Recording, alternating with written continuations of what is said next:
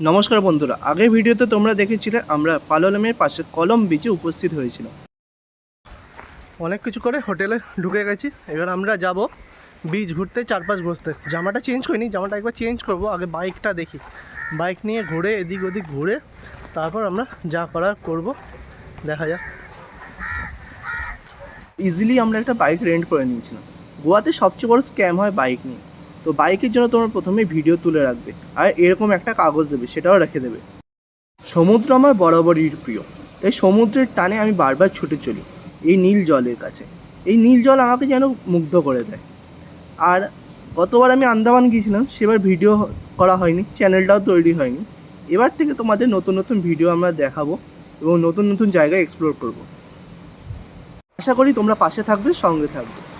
Wow, nice beach, কলম beach, and that's the Palolem beach.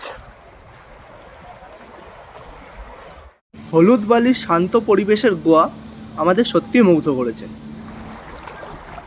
And our hotel, that is our hotel. This is our cottage. And This is our cottage. This one. পুরো ট্যুরটাই কলম বিচকে কেন্দ্র করে, তো ওখানেই ঘুরছি। বিচটা এত সুন্দর যে মনে হচ্ছে পালোলেম যাওয়ারও কোনো প্রয়োজন নেই। পুরোটাই ঘুরবো আস্তে আস্তে। আসলে এই বিচটায় সুইমিং প্রোহিবিটেড, তাও মানুষ একজন করে নামে। এই সামনেটায় একটু ঘোরে। খারাপ নয়, বিচটা খুবই সুন্দর, বসার জন্য উপযোগী। আমরা যে হোটেলটা আছি তারও তোমাদের ভিডিও দেবো, দেখো ভিডিওটা কেমন লাগে। পুরো বিচটা দেখো, ওইটা পালোলেম, ওই পুরো লাইনটা। মাঝখানে এই পাহাড়টা আছে বলে ক্রস হয়ে গেছে, বাকি পুরোটাই পালোলেম।